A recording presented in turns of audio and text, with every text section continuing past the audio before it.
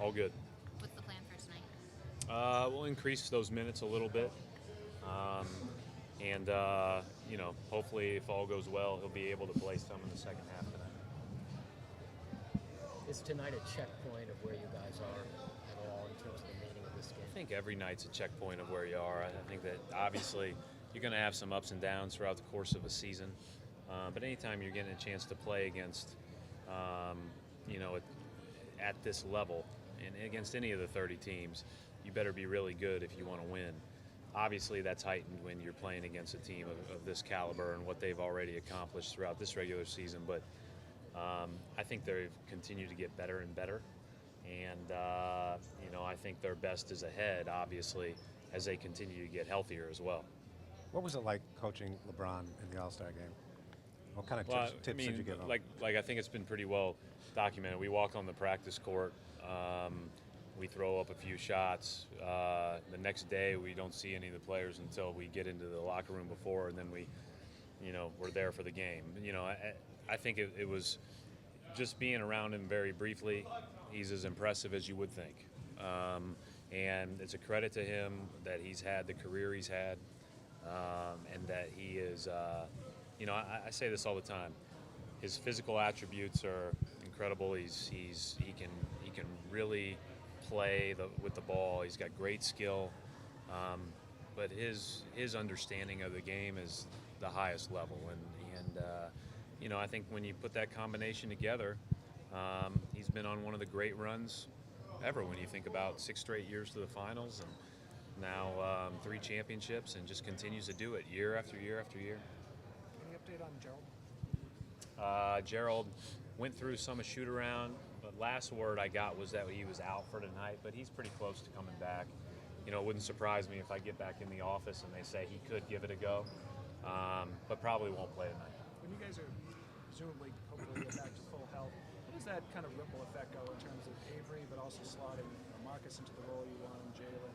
Well, Marcus's role is going to stay the same that it's always been. I mean, he started some games for us when both Avery and Jalen were out, and then he started a few earlier in the year. But he's going to play 30-plus minutes off the bench almost every night.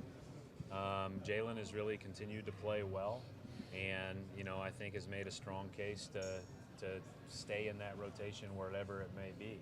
So I think that we'll just continue to play it like that. It's better to be healthy than not. And so we're excited about the opportunity to be healthy and be able to play those guys their full minutes. The other night, Next week.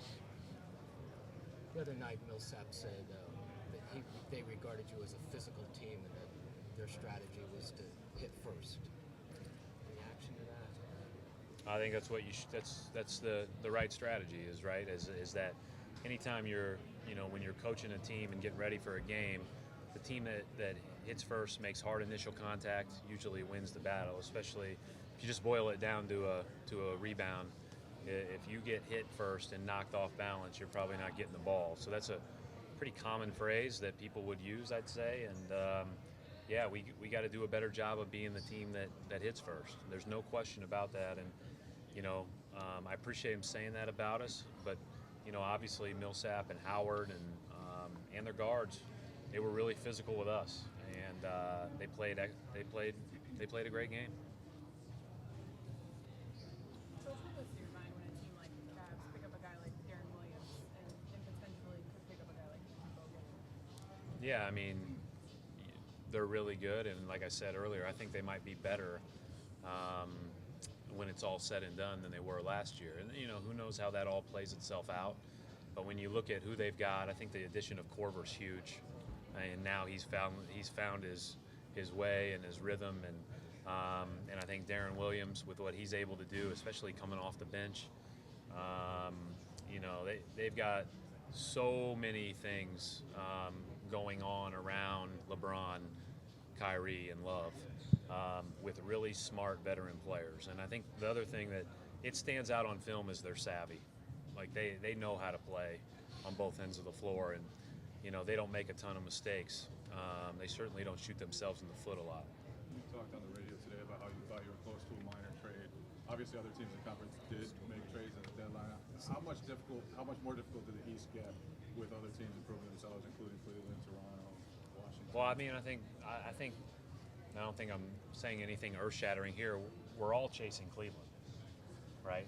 So, you know, at the end of the day, we better get a lot better to be in that conversation.